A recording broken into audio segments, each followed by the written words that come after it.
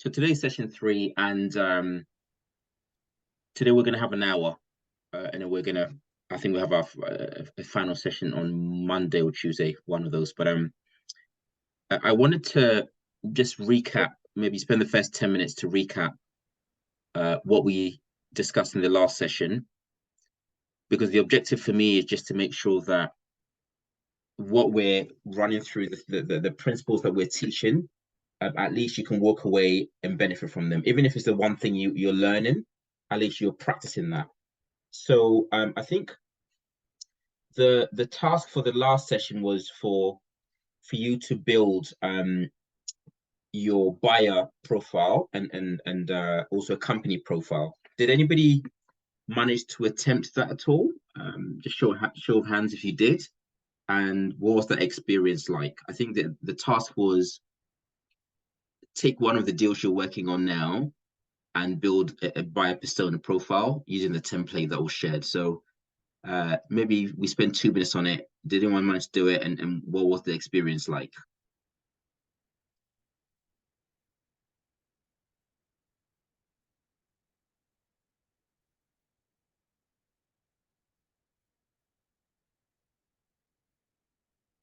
Did anyone manage to do it at all?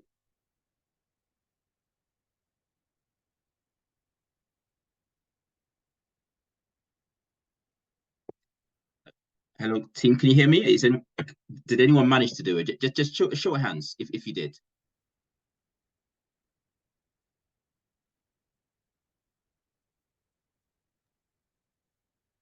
Wow. Hello. Can you please hear us?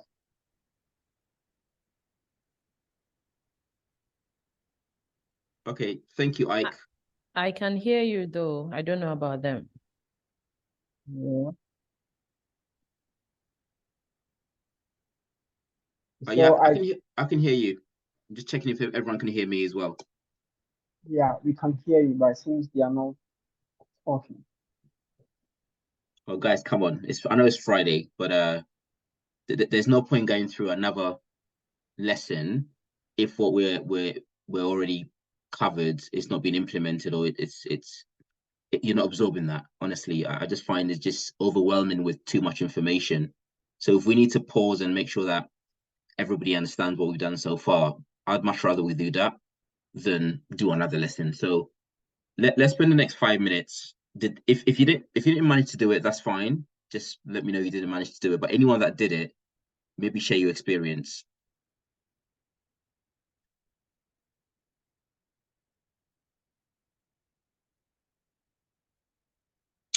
All right. Good afternoon, everyone. I'm Michael of Difficult Talk. I hope you can all hear me. I can hear you. Thank you. Yeah. So basically, we wanted to really understand the user persona and then know exactly what our users need, and then if we can close a deal with the user. So basically, for us, we have the companies, and then we also have the what do you call it, the users who are individuals, and specifically they are the deaf people. So during the week, we engage two of the users, and then we were empathic with them.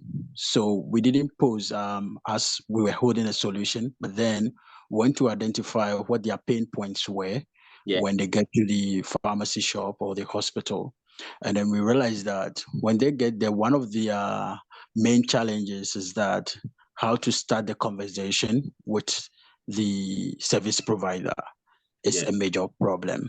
So they get there and it's like they are looking at the service provider. The service provider is also looking at them. And we know these are health centers. So how to initiate the conversation becomes a major challenge. And then that was one of the pain points we identified, which means that if there could be a technology that can help them to communicate or voice out their problem, then it's going to be something. Then that means that we are doing the right thing. So basically, we also try to find out, all right, so what is their initial strategy that they are using? Please, someone is talking. All right, hello. Yeah, I can hear you. Yeah, so we also identified that they were using a traditional way where they go with a pen and a paper, Yeah. and they write on the paper and give it to the health service provider. All right. So if that is it, then it means that we can digitalize that system so that it will be technologically based, and they can type, and then automatically the technology will convert it into a speech, so that there will be seamless flow of information between them and then the what do you call it, the service provider. So this time around, it's not going to be they write and they have to give it to the service provider, but then they type and automatically it generates the audio. The service provider doesn't have to also write, but then we'll also talk, and then it also automatically converts to text for them to access. So this time around, we only concentrated on the deaf person. We're only looking at the service provider that much, but then we're looking at the what do you call it? How do you call it? The user who is a deaf person.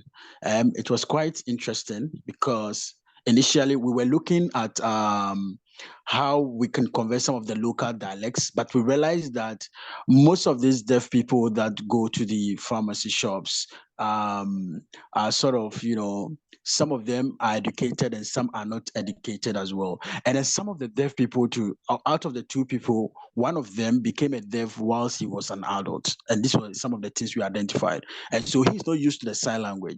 So even if we say that we are going to abandon the speech to text and text to speech algorithm, so that when he signs, it can convert into the speech for the what do you call the health service provider to enjoy.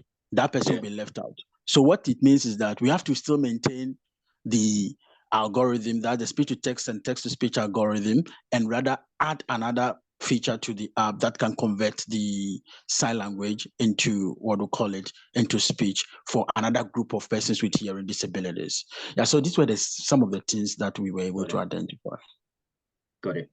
Yeah, thank you, Ike. And I think the exercise you've just done, and obviously what you've just explained to us, is you really getting granular with who your target audience is or are, right? Yes. From an individual perspective, and now you've done that piece of work, so now you can scale it, right? So if anybody comes in and they're targeting, you've done this piece of work, and you can just say to them, "This is our target. Go and find many of these," right? If you haven't done that, you struggle to be able to spend time on other personas where you feel that you might be able to support them, but perhaps you might not, right? So it's a time-saving exercise in the long run for you. So that's great. Thank you. Is there anybody else that would like to share? If not, we will jump into today's session, and I'll share my screen in the meantime.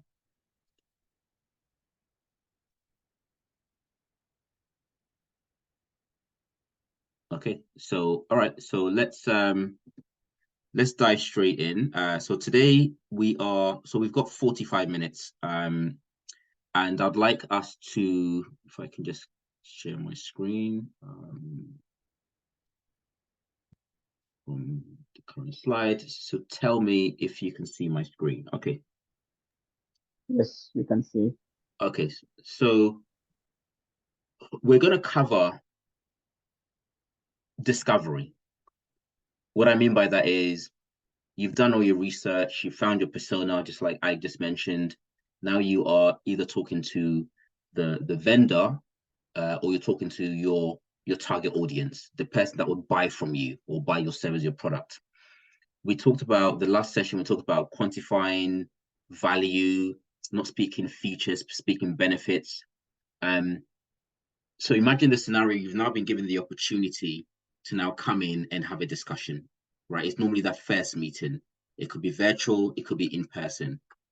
It's your opportunity as a CEO, as a VP, as an exec, as a salesperson, to really understand their current status and where they want to get to. Only by understanding where they are and what they need can you then say, actually, I want to spend time on this opportunity or on this deal, and I feel that I can help you. Or actually, we don't think we're a good match, so we're going to cut ties here. We're not going to waste your time or our time. You can go and talk to another vendor.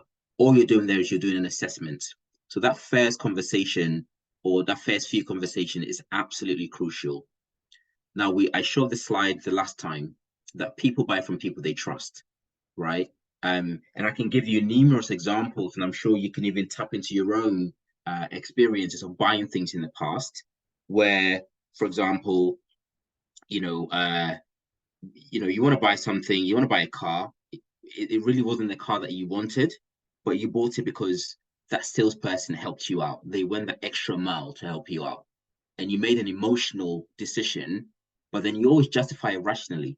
You always say to yourself, to ensure that you feel good, you don't want to feel as if you made the wrong decision. So you say to yourself, actually, I bought it because of these reasons, but really and truly, you bought it because you liked that salesperson, or you like something emotionally that you attach to. It could be a number of things, right? You buy stock from a company just because the engagement was so seamless, just because they invited you to a number of different events and you liked that emotional connection that you had with the potential customers that they had. It could be a number of things, but the net of what I'm saying here is we all make decisions emotionally and then we justify it rationally. And that is not any different when it comes to your buyers and the people that are going to buy from you. So worth kind of taking note of this. It's a bit of a busy slide, but let me just break down what I'm trying to demonstrate here. This slide is entitled The Sales and the Buyer Process, okay? And I hope you're seeing the slide without the speaker notes. I hope you're seeing the actual slides. So typically, right, as salespeople, as execs, as people that are selling to buyers, we think in terms of our process. Okay, after this, we're going to do this. After that, we're going to do that. That's great. It's great to know that we have a process internally. And if you're an organization that has a system internally, like a CRM, that you use to track your engagement, you may have something like what you're seeing at the top, right? You do a discovery, you do evaluation, you do selection of vendor, negotiation, sign contract, close one. This is typically the process for many companies that I've worked at and many companies that I coach. It's a standard process and everyone adopts it. If you have a CRM tool like HubSpot, Salesforce, Dynamics, all these tools that are CRM, generally that tends to be the process. However, the buyers that we're engaging with, that's not their process.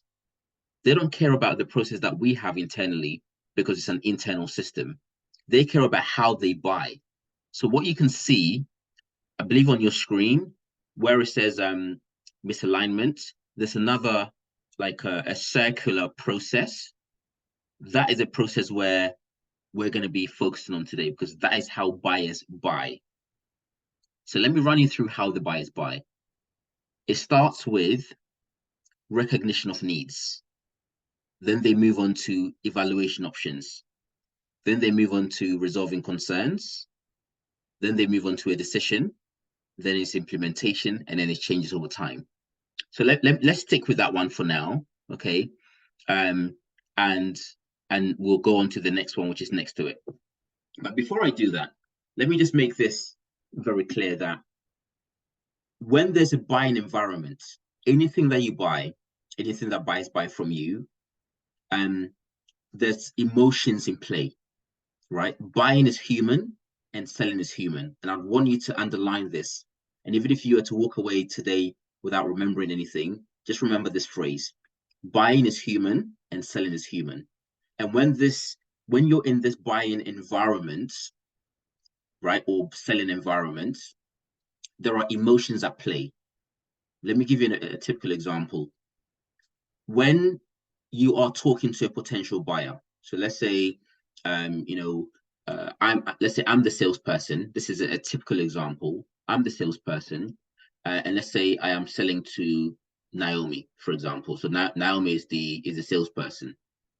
Now, this is average salespeople, by the way. Remember, we're trying to encourage you and enable you to become elite at what you're doing, especially when it comes to sales. The average salespeople, this is what they do. I will come to you because I'm an average salesperson, and I'll say to Naomi, hey, good to meet you. I won't do a discovery. I'll start pitching features to Naomi. Naomi, because it's our first engagement, is thinking, if you remember the slides that I shared the last time, and let me go back to show you what I mean on these slides. Naomi's thinking, this is the slide that we looked at the last time, right? This is the slide. Naomi's thinking, Mike, do you even know me? Can I trust you, Mike? We've never spoken before, so you can't just come and just start pitching to me. Do you even know what my challenges are? Right? These are the questions that Naomi's asking herself. Now, those questions are emotionally attached. They're emotionally inclined. It's emotions. So remember, at this beginning stages of you doing a discovery meaning you're trying to find out your buyer's challenges or what they need, the first few conversations, especially particularly the first one, it's very emotional for them. As a salesperson, typically the average salesperson is more rational, right? Logical. As salespeople, we're thinking, we don't think to connect emotionally, we think to just sell features. This is what the average salesperson does. Now, if I go back to the slide that I was on, the slide, as the buyer goes through, recognition of needs basically means the buyer feels there's a need there, right? The buyer feels like, oh, maybe, so let me use a scenario of maybe buying a car, right? I mean, it's quite a simple scenario. At the point when the buyer is thinking, I need a car, they're recognizing they need a car, right? They maybe need to travel, they got a new job, they need to travel. So that's that need there. From the minute they start realizing they need a car, what do? They start researching. They start looking at what potential vendors are out there, what typical, what's the market saying, because they haven't been on the market for quite a long time. Suddenly they move from the fact that they need something or they may need something to actually them saying, we actually do need something, and therefore let's look at what options are out there. That stage is called evaluation of options. Now, when you get to that evaluation of options, you start talking to different car vendors, you start looking at what's best, pricing, that kind of stuff. You get to a point where you're saying, okay, maybe I'm going to narrow it down to 2 cars, right? A Porsche and maybe a Mercedes, right? Let's start thinking big. So at that point, you think, okay, I've narrowed it down to 2 vendors, but I've got some concerns, right? They move from evaluation of options to resolution of concerns. I hope you're following me because I'm going through that cycle, the circle one. At that resolution of concerns, they've made their mind that they're definitely going to buy a car. They've got the money to buy the car, but now it's about who am I going to go with? Which ones do I have concerns? Who's answered the best, the concern to my best satisfaction? And then from that point, they make a decision, and obviously they pick up the car. And then if there's any faults, they come to you. So that's kind of the cycle: decision, implementation, change over time. This applies to everything you're buying. Now, let me then come back to my example between myself and Naomi. If you're the average salesperson, you may make that mistake, or you most likely make that mistake of just pitching and pitching and pitching. The buyers don't want to hear the pitch. The buyers want you to ask them questions, empathize with them, just like Ike was saying, understand really what their pains are, build trust with them, because once you can connect with them emotionally, guess what's going to happen? That emotional connection then translates to them becoming likable, and if they like you, they'll give you more time, and they will ensure that you can help them through that process, because all they need is somebody to guide them through this process. What the elite salesperson will do is not talk anything about their products or their features. They will just want to understand, hey, I talk to many people in your shoes, right? I know your industry, I know your pain points, but I don't want to make any assumptions. Tell me your biggest challenge. So you speak less, but you get them to talk more.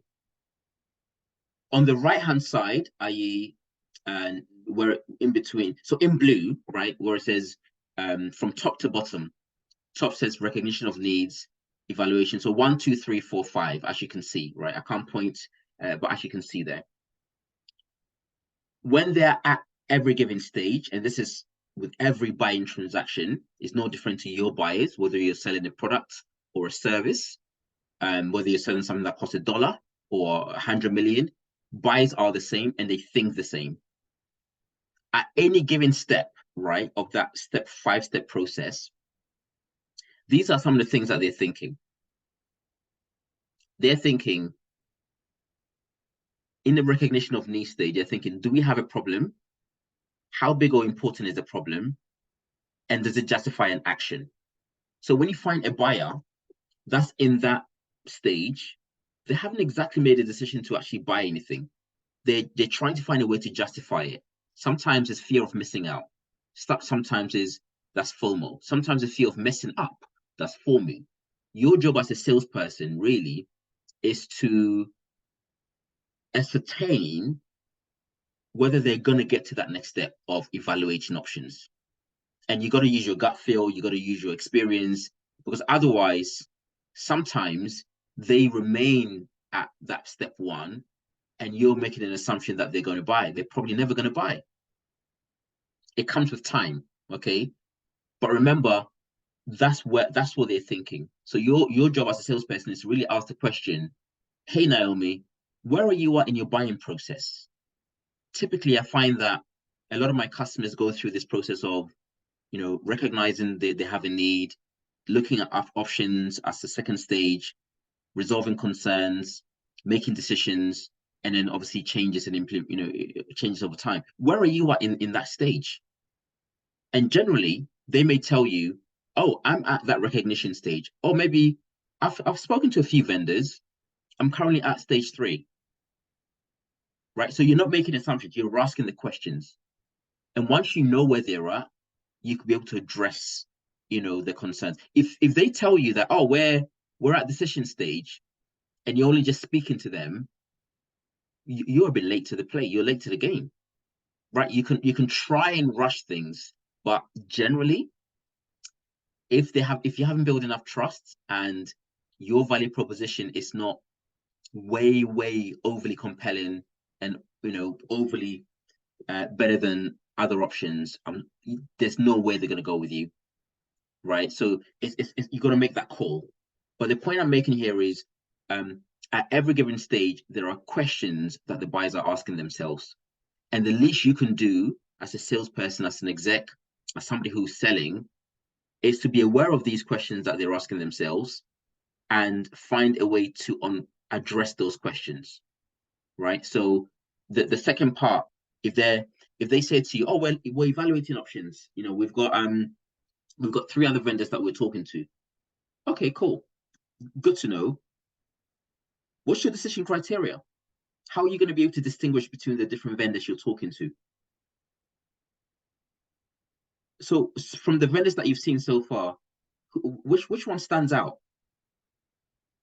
Right. What you're doing there is you're trying to find out, do they really have a way of going to make a decision? Do they have a decision-making criteria? Because if they do, you want to be able to adapt your value proposition to ensure that you meet that decision criteria. Because if you're not going to meet it and they're doing let's say they're doing a scale of 1 to 10 and you're only 4, do you really, if there's no way you can push from 4 to 8 and beat all the other competition, do you really want to spend your time there with this opportunity? Because you may spend months and get nothing from it. That's time that you can't get back. And time is money, as we all know. So what I want you to walk away from this slide is, at the top is how salespeople and how sales organizations are set up, their process. But it's a misalignment. It's not about your process. It's about the buyers. Buyers buy for their reason and not for your reason. And therefore adapt your selling process into how the buyers are buying internally. That is the gist of this slide. So what I've then done here is, on this slide, I've outlined the things which us salespeople need to do to be confident that any opportunity that we're working on, we have a good chance of winning. Now, this may seem like a lot of things to do, but it depends on what you're selling as a vendor. Okay, you don't have to do every single one of those. Sometimes you do it naturally without you even realizing that you've done it. So if you're speaking to a vendor, sorry, a potential customer, and they say to you, we're at that recognition of need stage, okay, it's a good time to engage. If you remember the article that I shared the last time, the buyers want to engage with us at the very earlier on. Most buyers want to engage with us very earlier on. So when you are having a conversation with the buyers at that stage, make sure you conduct a discovery, i.e., find out why they want to buy from you, or find out why they're talking to you, find out why they're on the market, find out their pain points, that kind of stuff. Try and find people that can coach you in the organization. Generally, I think I mentioned this on one of the sessions, every deal that I've closed, there's been a coach and there's been a champion, or there's been a champion. And a coach, the definition of a coach is somebody who can help you navigate in that organization, because you're not there, you're not in that company. So you need somebody who would guide you to say, actually, hey, John, I think, yeah, they liked your pitch the last time. I think next time do this, or next time try and bring somebody else, invite somebody else from our side to be on it. They're coaching you, right? You can have multiple coaches. And I find selling in Africa, a lot of it is coaching, right? You need somebody that's inside that would guide you to say, hey, Mike, I think you want to be able to connect with Kofi or Jeremy or Kofi or somebody, right? You got to connect with somebody because they're coaching you. A champion is somebody who, when you're not in the room, they can take your proposal and say, I know Ike's value proposition, right? And I'll be able to pitch even when Ike is not in the room. So you've kind of coached the champion to the point where they're putting their reputation on the line for you because they believe in your value proposition. When you find a champion, treat them delicately because they're the ones that can help you bring your product or your service into the organization. So make sure that you have these people that are singing your praises in every opportunity you're working on. And then obviously, generally, there's a reason why they buy technology-wise and a business reason. We talked about it the last time, making sure that you understand the business stakeholders, the technical stakeholders. And if there's a partner that you can collaborate because the partner has a relationship, work with that partner, right? Collaborate with the partner because partners tend to have very strong relationships. So I think you get a point. When you are speaking to a vendor and they're saying to you, we're at the third stage, right? We're resolving concerns. Or you've been working with them from start and you've got to the point where they've said, yeah, we're going to buy something. We like what you're selling to us, but we have a few concerns. At that point, make sure that you've shared your legals with them, your terms and conditions. Make sure that they've spoken to a potential one of your customers as a reference client, right? Give them that extra confidence that you believe that your product is best suited for them. But guess what? I'm not telling you that. Let me get one of my customers or one of our customers to speak to you without me being on the call, and obviously let them tell you their experience, right? The best way to sell is to get one of your customers to sell to a potential customer. Have mutual close plans. Make sure you have an agreed way of working, i.e., Mr. Customer, you want to go live by October the 15th.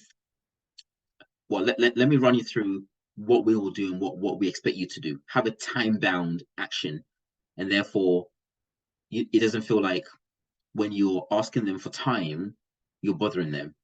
Because guess what?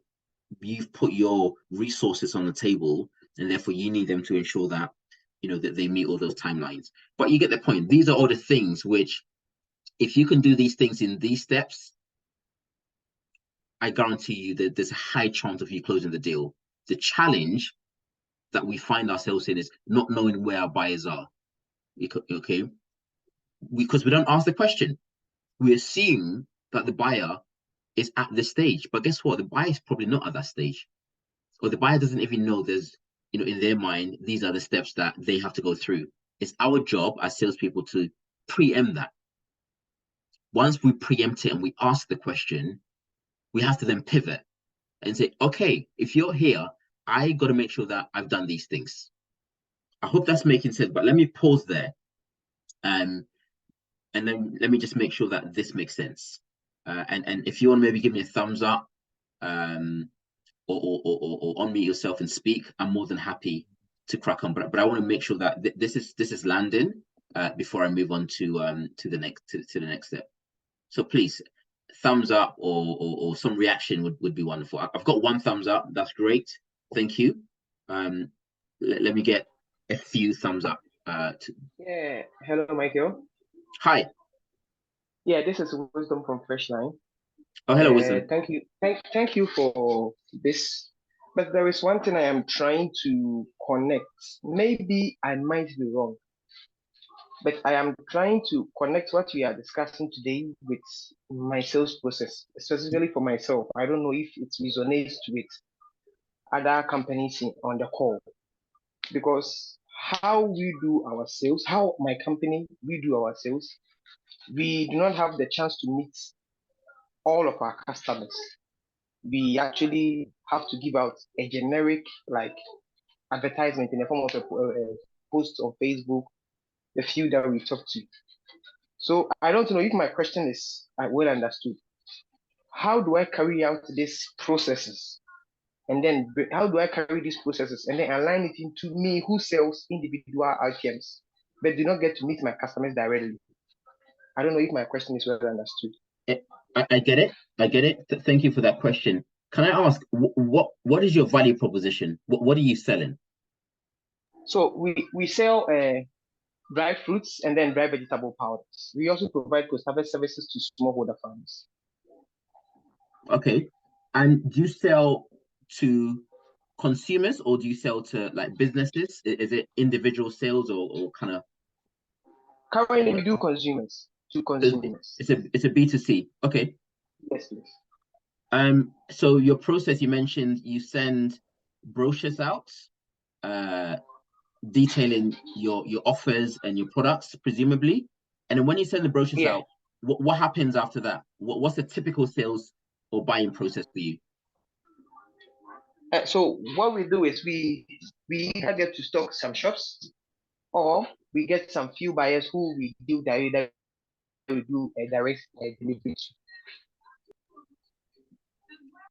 And then what happens when you send when they receive the brochure? What do they do after that?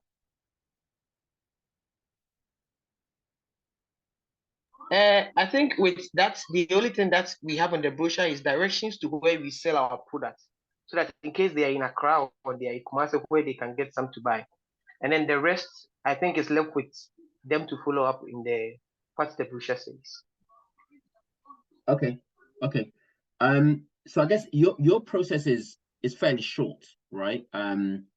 It's probably more offer based, right? So if they like the pricing, if they like the offer that you have in the brochure, they will connect with you, presumably, right? And if they connect with you, then is it really a case of when they contact you, how much selling do you have to do, or does your people have to do to actually close that sale?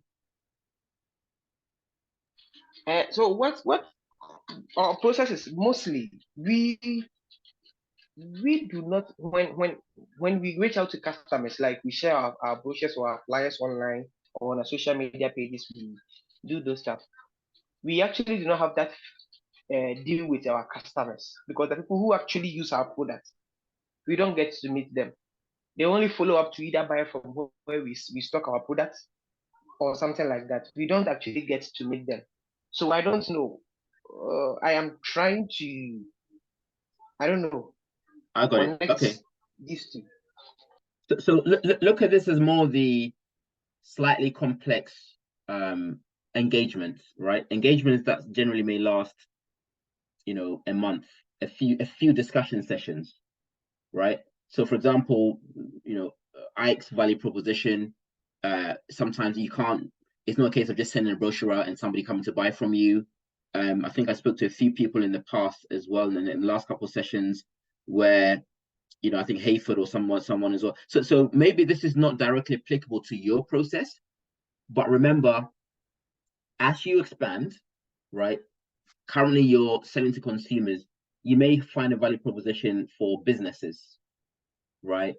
Now, if it's a business and they want to buy in bulk, or they want to buy because it may take 2 or 3 engagements, that is when this process becomes applicable. So I think currently, because of your process and because it's all done online, they can actually go online and order this stuff. This is not so much applicable, but it's more applicable to when the process gets a little bit more complex, and when you start dealing a bit more with businesses as well. So I think it's not directly applicable. It's what I'm saying. I hope that helps. All right. Can I contribute? Yeah, sure, please, Dan. Okay, that's that. So, but thank you for that question. Hopefully I've answered it. But just remember my statement earlier on, that buying is human and selling is human, and there's always emotions at play, right? So whether it's online purchase or those B2C, they'll come to you because there's something they like about your value proposition. There's something they like about your culture of your organization, something they like about your people, something they like about the customer service team. So these are all some of the areas where, even if it's a simple sale and it's just one, not a complex process, make sure that all these areas are tightened up. Hopefully that helps. I'm going to skip past this one, but the point here was that as a salesperson, as an executive, as a CEO, as a founder that's responsible for sales, there are many people. It says, there's a saying that says, it takes a village to close a deal, right? Again, it's not applicable to your company wisdom because your one is fairly straightforward. But if you're building something that requires different touch points, remember, the salesperson can't do it on their own. You need to bring in other teams, not just these teams that you can see there, but multiple teams. I'll skip this one. This basically talked about some of the tools that we've reviewed so far. So the buyer persona is the one which I described. It was a template that we shared. The company research is another template. The metric calculation and activity tracking, Maxwell shared that on after the first session. The FAB template, we covered the FAB features, advantages, benefits, and then building your prospecting plan. That hasn't been shared yet. That will be shared after session 4. I'll skip this one, and I want to move on to one which maybe everybody can relate, and we're probably going to finish it up on that one. So I'm sure many of you have got LinkedIn pages or LinkedIn profiles or other business profiles elsewhere. I'm showing you this for a reason, right? This is my some of the messages that I received a few months ago. And I always show this to execs and to salespeople, and I always want to ask, what's the recurring theme, right? What can you see, or what's coming through for you, right? They all seem to be wanting to sell something to me. That's fine. That's very clear, quite evident. But in terms of the approach and the process, what's evident to you? And maybe one person can unmute, or somebody can type in the chat, across from Daniel to all the other people that have tried to reach out to me, what's the common denominator is the question. There's something they're not doing right, or there's something that's common across all of them. And I want to see if you guys can pick it out. So let me pause there and see if somebody can point it out for us. And then after that, I'm going to go on to the science behind how buyers think and how we need to be aware of this science.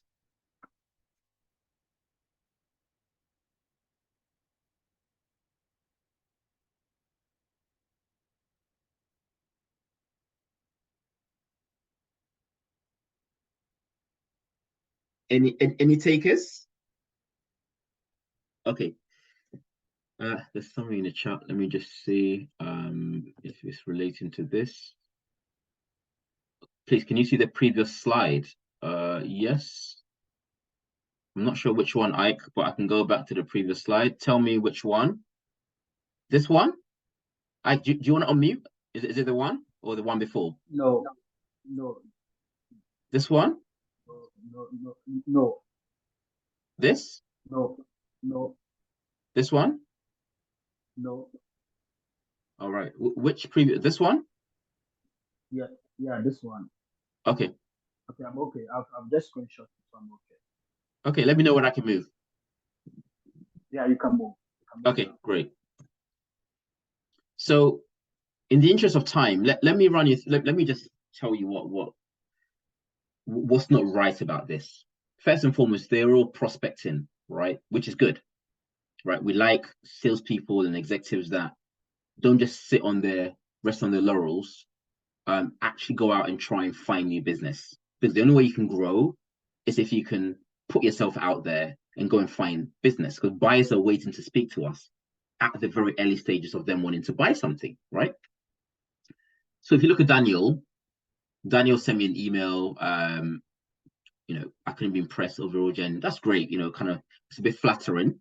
The second one says, "Hi, mate. My name is Jack, one of the hosts of Poddy. Just wanted to connect." Okay, that's good. The other one, "Hello, Michael. I came across your LinkedIn profile." Okay, that's great. What I'm seeing here is everyone is using the same approach, right? So what am I going to do? Oh, I've seen this before many times because it comes through daily. I'm not even going to read it because it's all text. Yeah, one or two of them is personalized, but there's nothing that wants me to spend time to actually look at it and read. Okay, so that is what I wanted to point out. But now let me talk about the signs, because remember, on day one, we talked about there's a science to selling and there's an art to selling. And today I've been talking about the signs. Obviously, we did the science, we did the metrics calculation, we did all the maths to that's all the signs to selling. We talked about emotion today, how buyers are buying, how they think. That's again the signs to the selling. Let me kind of take it up a notch in terms of how we think, right? Now, the brain, right? And I'm no doctor or I'm no scientist, but you can Google this and you can speak to some of the scientists that you know. The way our brain is tasked with keeping us alive. And it always takes the path of least resistance. So when the brain sees two signals coming through, it thinks both signals are the same, right? And it kind of glosses over it. But the only time it gets alerted is when something does not conform to the standard of what it expects it to be. So when there's a disruption, that's when the brain is alerted, and then naturally it tries to keep us alive. It goes back to the primitive years, right? As the scientists will say, back in the day, when we all didn't live in houses. I'm talking, going back thousands of years. The task was keeping us alive. So it's always waiting for that, alert to say, fight, flight, or freeze. Okay, I'll give you a typical example. You walk into a store, right? And it could be a grocery store, it could be any store. And I'll give you two scenarios where you could be able to relate. You see everyone is dressed normally, right? Because we all generally how everyone dresses, right? But then you see somebody who's dressed flamboyant, or somebody who's dressed ridiculously, or somebody who's dressed like a clown. What do you do? Your reaction is you want to look at that person, and if you're probably with your children or your family, you just start making a conversation. Oh, look at what they're wearing. Why? Because the brain is alerted you to say it's not conforming to the standard that I expected. It's actually a disruptive to me, or that's what the brain is saying to you. So it alerts you. Another example, when you're in the store, you just hear smash, right? Somebody breaks a bottle. What do? You either jump or you react, because you're not used to people breaking bottles in stores. It happens, but it's not common. So the brain is thinking this is not a common, common occurrence. So let me react to that. Let me alert you to that. So that's what the brain does. It alerts us when things aren't, when it's not, the stimulus that's coming through isn't common. Okay. The same thing applies when our salespeople are connecting with the buyers. Okay. We have to be disruptive and we have to stand out. So the reason I shared that slide with you, the slide where a lot of LinkedIn messages were sent to me, is because my mind is saying, I'm used to everyone sending me messages on LinkedIn. So there's nothing really that stands out. Why is there's not, it's not alerting me to want to say, look into that, Mike. So our salespeople, and if we want to be elite, when we are contacting our buyers, potential buyers, personas, people that we want to sell to, we've got to do things that the 95% do not do, right? So if I take you back to that LinkedIn example, if they recorded a video, right, and it was a video recording of them saying, hey, Mike, I hope you don't mind me connecting with you via video. I noticed that you're following this page. We're currently working with other coaches in your field and we're helping them with da. I'd love to have 2 minutes with you. Someone needs to mute, please.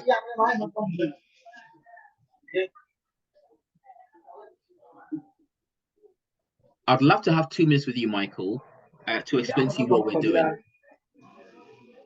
Can someone please go on mute? I think, or can we mute the person, please? Okay. So if they said, Mike, this is I'm recording a video, I hope you don't mind. I would love to have 2 minutes with you. This is what we're doing with these coaches. This is how we help them. I'm intrigued because I'm not used to getting videos. So my mind is like, oh, Mike, that's interesting. Find out more about that. I'll instantly reply to them and say, yeah, I've got 20 minutes, 15 minutes next week. Let's have a conversation. If they left a voice note, right, I'll do the same thing. What am I saying here? What I'm saying is the way in which we approach our buyers, we shouldn't use the average way of approaching. So even if it's, you want to send them a book, in the industry of where you operate, right? It could be an executive that you want to sell to, right? Yeah, send them a book, post them a book, personalize, write something on there.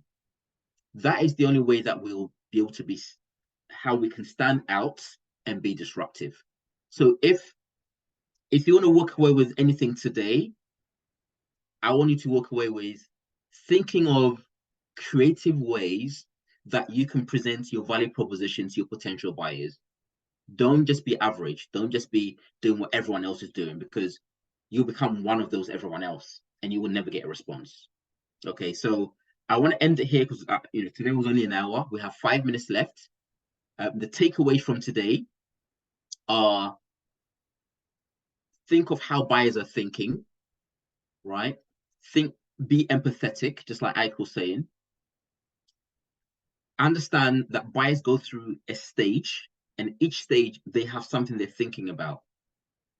Ask your buyers the question, and this is a tough question, and I talked to the last session, be comfortable with asking difficult questions. Ask your buyers, where are they in the buying process? Don't make any assumptions, right? One of the things I learned in sales is when you make an assumption, i.e. assume, ASSUME, you make an ass out of you and me.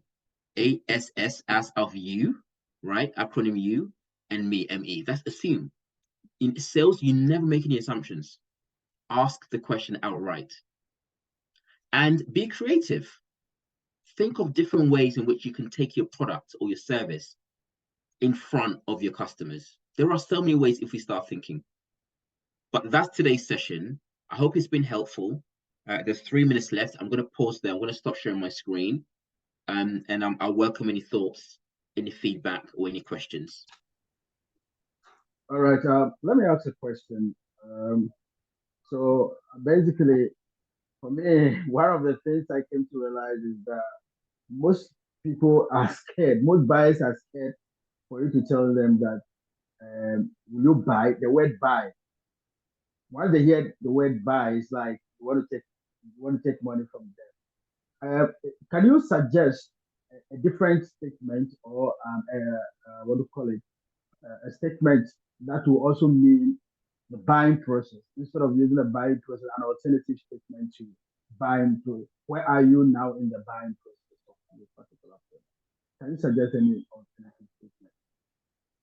So Yeah, that I you mean, can, I hear you. I hear you. I I could say, or I could use the word investment process, right? So if we're thinking the if we're thinking value, which is what we talked about, and now we know the economic situation, everyone, every individual, every business that's, quote unquote buying something, in theory, they are really investing into something because they expect a return on it.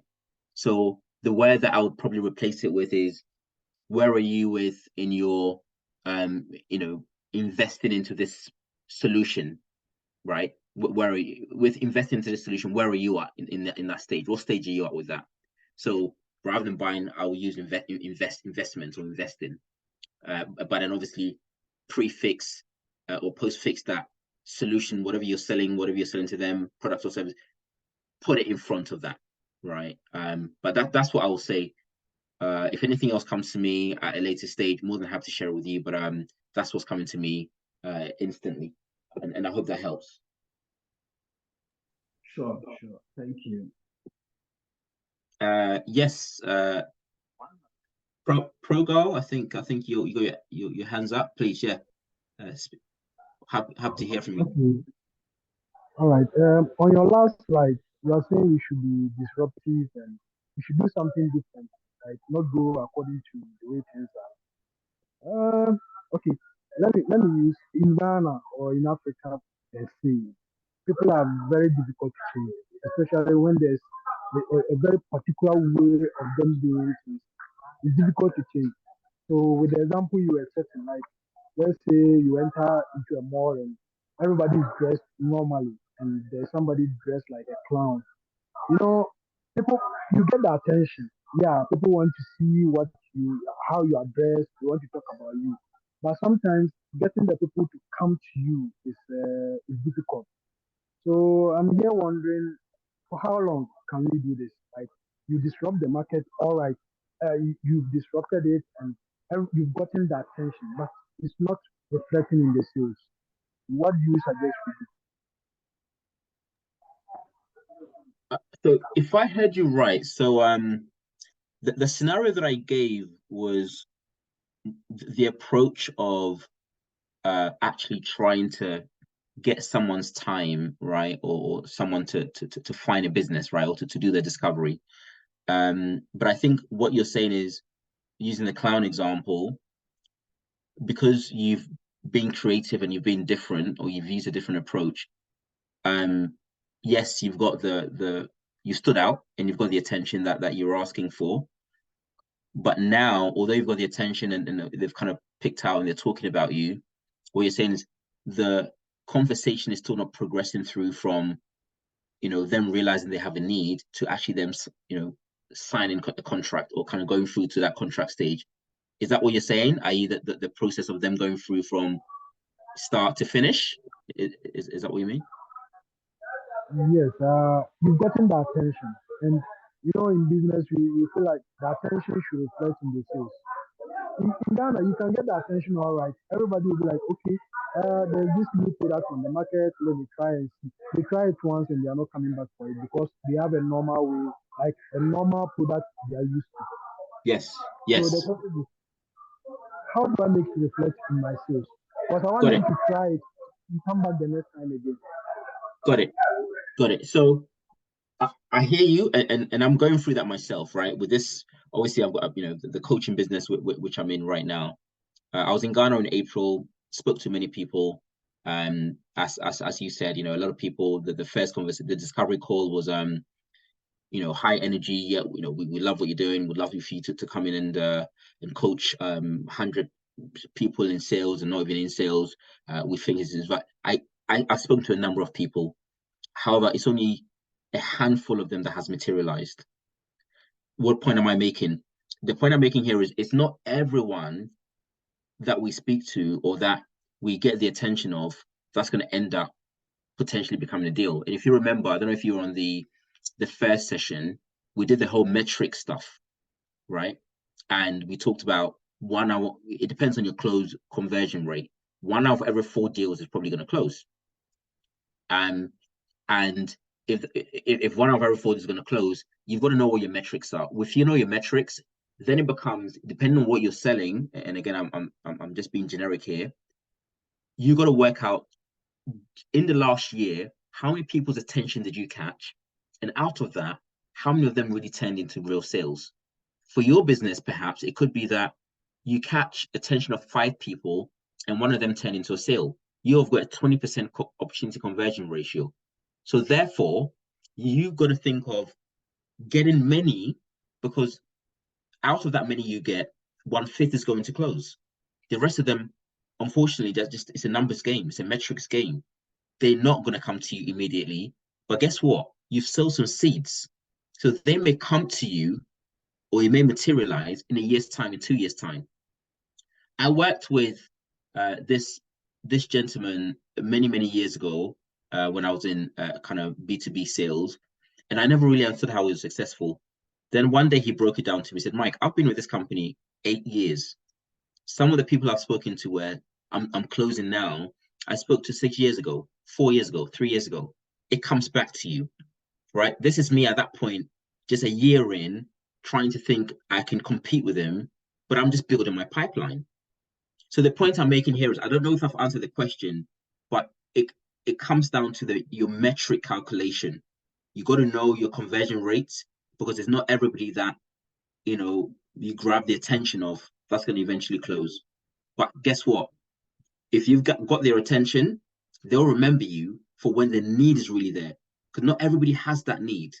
Not everybody moves from that recognition of needs to evaluation of options. They're stuck in recognition of needs because there's no really compelling reason for them to actually do something. So they're just going to be stuck there. I hope that helps. Yeah, it does. It does. Wonderful. We're at time. Today was an hour. Any other questions from anybody? I'm happy to answer them now or maybe in the group. If not, I hope this has been valuable. And again, remember, you can't apply every single thing. It's just walking away with the one thing that will be beneficial to your business. Because that one thing, again, I think I shared this in my first session, that 1% improvement every day would make you 37 times better in a year. You just got to improve by 1%, right? So that's just kind of my leave-in comments for today. Just try and implement the one thing that you think you can be best at. But on that note, I want to say thank you again for your time today, and I'll hand it over back to Maxwell. All right, thank you very much, Michael. Yes. So it's 1% improvement every day will make you 300% in a year, right? Absolutely, 37 times better. Yeah. Thank you. So before you will end the meeting, I think some of you have not been filling my forms. I don't know if I did share. So please, I want you all to take a moment to